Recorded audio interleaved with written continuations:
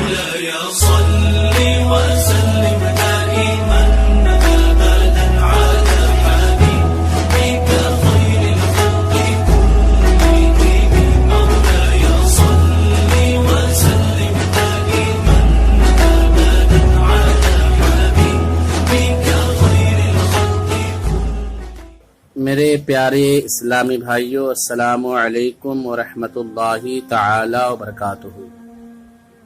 روزہ کے مسائل میں غلط فہمیاں اور ان کا ازالہ۔ روزہ کے بارے میں لوگوں میں پائی جانے والی 12 غلط باتیں جن کی کوئی حقیقت نہیں۔ نمبر 1، الٹی آنے سے روزہ ٹوٹ جاتا ہے۔ درست مسئلہ یہ ہے کہ از خود کتنی ہی الٹی یا قے آئے روزہ نہیں ٹوٹتا، البتہ خود قصدن مثلاً انگلی وغیرہ منہ میں ڈال کر قے کی اور وہ منہ بھر ہو تو پھر روزہ ٹوٹ جاتا ہے۔ دوسری غلطی یہ بھی مشہور ہے کہ حالت روزہ میں احتلام ہو جائے تو روزہ ٹوٹ جاتا ہے۔ درست مسئلہ یہ ہے کہ حالت روزہ میں احتلام سے روزہ نہیں ٹوٹتا۔ تیسری غلطی، بعض لوگ سمجھتے ہیں کہ رات میں غسل فرض ہو جائے تو اب روزہ شروع ہونے کے بعد کلی یا ناک میں پانی افطار کے وقت ہی ڈالیں گے۔ درست مسئلہ یہ ہے کہ روزہ شروع ہونے سے پہلے غسل فرض ہو یا روزہ کی حالت میں احتلام ہو جائے، روزہ کی حالت میں غسل کے تمام فرض ادا کیے جائیں گے۔ غسل میں کلی کرنا اور ناک میں نرم حصہ تک پانی پہنچانا فرض ہے۔ اس کے بغیر نہ غسل اترے گا نہ نمازیں ہوں گی۔ یاد رہے کہ روزہ ہو تو غرغرہ نہیں کریں گے، اور عام دنوں میں بھی غرغرہ غسل کا فرض یا کلی کا حصہ نہیں۔ جدا گانا سنت ہے، وہ بھی اس وقت جب روزہ نہ ہو۔ البتہ روزہ کی حالت میں ناک میں پانی سانس کے ذریعے اوپر کھینچنے کی اجازت نہیں۔ چوتھی غلطی، کچھ لوگ سمجھتے ہیں کہ حالت روزہ میں مسواک نہیں کی جا سکتی۔ درست مسئلہ یہ ہے کہ مسواک کی جا سکتی ہے، اور منجن وغیرہ نہ کریں۔ یوں ہی مسواک میں یہ احتیاط رکھی جائے کہ ریشے حلق میں نہ جائیں۔ پانچویں غلطی، کچھ لوگ روزہ میں تیل خوشبو لگانے اور منہ زیر ناب بنانے کو درست نہیں سمجھتے ہیں۔ درست مسئلہ یہ ہے کہ یہ کام روزہ کی حالت میں جائز ہے۔ سرما لگانے سے بھی روزہ نہیں ٹوٹے گا، البتہ کاجل کا حکم سرما والا نہیں، کاجل سے پرہیز کیا جائے۔ چھٹی غلطی، کچھ لوگ سمجھتے ہیں کہ سحری میں آنکھ نہ کھلے اور سحری کا کھانا چھوٹ جائے تو روزہ نہیں ہوتا۔ درست مسئلہ یہ ہے کہ سحری روزہ کے لیے شرط نہیں، رات میں نیت کر لی جائے یا پھر زوال سے پہلے نیت کر لی تب بھی ٹھیک ہے، لیکن 2 چیزیں خاص مد نظر رکھی جائیں۔ اول یہ ہے کہ روزہ بند ہونے کے بعد سے کوئی منافی روزہ کام مثلا کھانا پینا وغیرہ نہ کیا ہو۔ دوسرا یہ ہے کہ نیت کرے کہ میں روزہ بند ہونے کے وقت سے روزہ سے ہوں۔ 7ویں غلطی، کچھ لوگ سمجھتے ہیں کہ چوٹ وغیرہ لگنے پر، خون نکل آئے یا خون ٹیسٹ کروانے پر روزہ پر کوئی اثر پڑتا ہے۔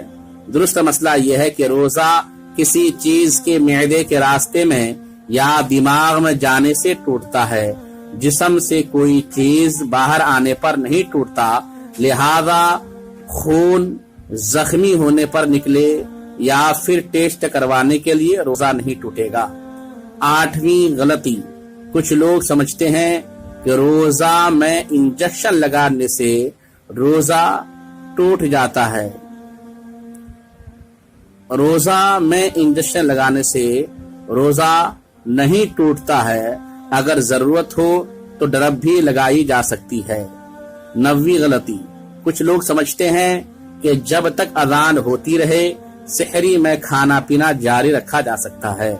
درست مسئلہ یہ ہے کہ جب سحری کا وقت ختم ہو جاتا ہے تو اذان فجر نماز فجر کا وقت شروع ہوتا ہے، لہذا جو سحری بند ہونے کے باوجود अजान खत्म होने का इंतजार करते हुए खाता पीता रहा, उसने अपना रोजा बर्बाद कर दिया, उसका रोजा हुआ ही नहीं।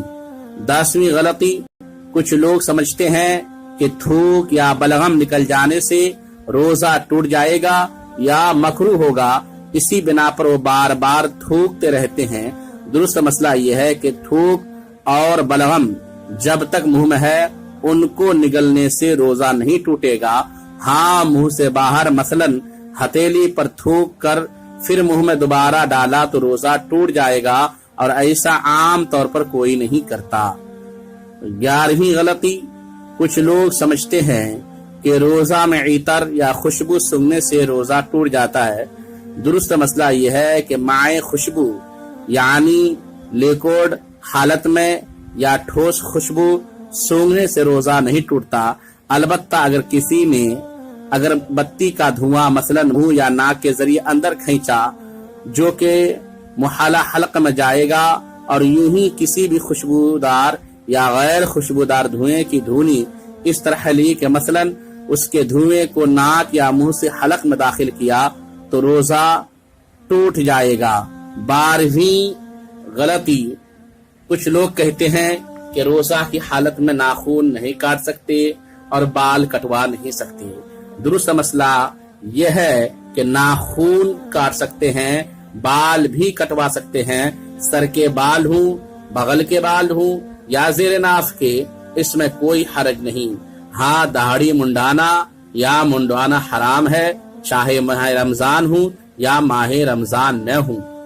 खत बनवाने में या एक मुश्त से दाढ़ी के बाल ज्यादा हूँ तो ज्यादा वाले हिस्से को काटने में कोई हरज नहीं है।